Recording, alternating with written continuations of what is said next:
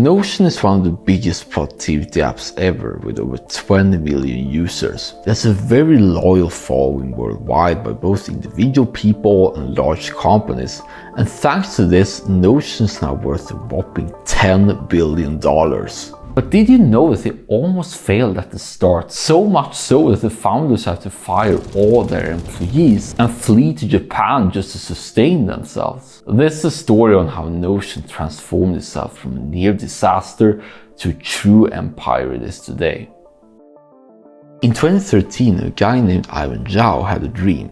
As a university student, he had learned to code in his spare time and realized how big of an advantage it was. He had plenty of friends that were artists, but since they didn't know how to code, they needed help in order to express themselves on the internet. It was also during the time that it first became possible to create things on the web without need to code. Seeing all the trends like WordPress, blogs and social media, Ivan saw an opportunity.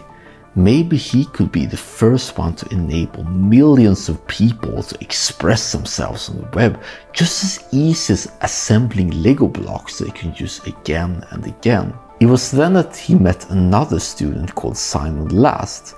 They quickly became best buddies and went on to work together, trying to make this dream a reality. Over the next 2 years, Zhao and Last worked endlessly. They managed to get 4 more people to help them and even some startup capital. But just like most startups at the time, things were not looking great. The software was simply too buggy and unreliable, and nobody were interested, and the money was running out for them. Eventually, Zhao and Last had to fire all their employees, start from scratch and move to a much cheaper area across the globe. But they always wanted to go to Japan, so it wasn't really a sacrifice for them. In Japan, both of them worked even harder, spending over 18 hours every single day in their underwear, trying to make Notion as user-friendly and overall usable as possible. To make things even worse, Zhao had to borrow $150,000 from his mom just to be able to pay the bills and live in Japan at all. And if his family hypothetically might not have that money, Notion might have just died without us knowing about it. Fortunately, Zhao and Last came up with a very simple design that had a lot of different use cases. You could take notes, check off tasks, and manage different documents necessary for work and personal life. Since they also want the app to be just as fun to use as Lego blocks, they call each row and each entry within any given document a block, which you can then rearrange and edit however you want, something the world had not seen before. In 2016, they released Notion 1.0 on Mac and the web, marketed as an app that could do everything. They went against this common wisdom in the startup world to only niche down to one particular type of customer, and they wanted instead everyone to join. No matter if they were a student, a programmer, an accountant, creative, manager or executive, everyone was welcome. And it went better than expected for them, with a few early users who really liked the simple look and user-friendly experience they had. And that initial traction allowed Zhao and Last to expand Notion from Mac and web version to Windows app and then an iOS app. But they could not foresee this insane growth that was going to happen next. A year after the release of 1.0, Zhao and Last realized that the most beloved feature of their app was the databases. The ability to write down things and categorize it in various ways and then organize it just like an Excel sheet was groundbreaking at the time. So the team doubled down on it, introducing various ways of looking at the notes such as Kanban board and various advanced functions for the enthusiasts. And still to this day, no other app has a full database experience as Notion has, and that feature alone is quite synonymous with Notion. At the same time, Notion needed to make money because they could not totally rely on investors forever. But they still wanted their app to be free for the general public because that's how it got traction in the first place. They instead turned to bigger corporations and startups, which at the time were interested in project management tools like Asana or Trello and Figma. If Notion could become attractive to companies, the problem would be solved. In March 2018, Zhao and Last released Notion 2.0. Compared to 1.0, it already had a fan base which could spread the message of how good it was. The users liked it so much that it gained the #1 spot on Product Hunt,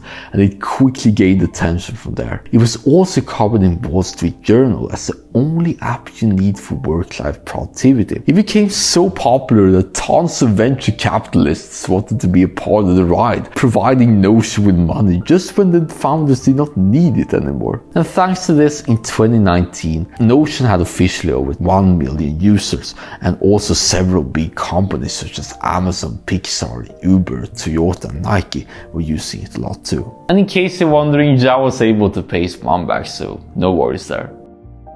In 2020, the world was hit with COVID-19 and almost everything had to be done remote. Fortunately, Notion benefited from this due to more people being online. Many influencers on YouTube started to grow their followings and advocate for Notion as the #1 productivity tool, and thus attracted more and more users to Notion. It even went viral on TikTok, being the perfect app for Gen Z and younger users too. With this increasing demand, Notion needed to scale. Up until then, there were only 10 people working for Notion despite how many users it had, but they needed to hire more at last. As of right now, Notion employs over 300 people and is growing, especially since it became official that the company is now valued at over $10 billion.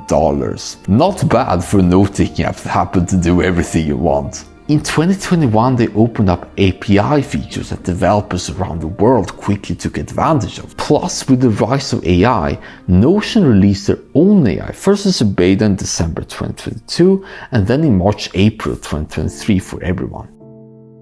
With this spectacular rise from these failures after failures, it's very easy to ask yourself how Notion became so successful, and I believe there are two main reasons for this. Remember when the founders wanted Notion to be as fun as Lego? This way of building and creating your own thing has a deep impact on us called the IKEA effect, and we value it way more than if it just handed to us. We got to be a part of the process, and that hard work and sweat needs to be justified. But the biggest one, and that's very common for all successful companies, is word of mouth. When you're proud of your workspace and the way you work and how much effective you are, you want to let others know. And now it's not only about Notion, but it's more about us. I remember 3 years ago when I was introduced to Notion by my family in order to make this easy to collaborate on shared tasks, shared household, and other kind of passion project within the family itself. So it is this network effect again that is very powerful. Notion, of course, have known about this and made it easy for us to share what we create on the app thanks to templates, which are basically pages that you can simply copy over to other people. There are people making a fortune based on selling templates and pages that work for them and apparently for others too. And of course, those who buy are now users of Notion, and here you go, a positive spiral upwards. And with that, subscribe to this channel for more fascinating stories in the world of productivity. And if you want to know how to use Notion or any productivity app for that matter, you can check out this video right here, and I'll see you there.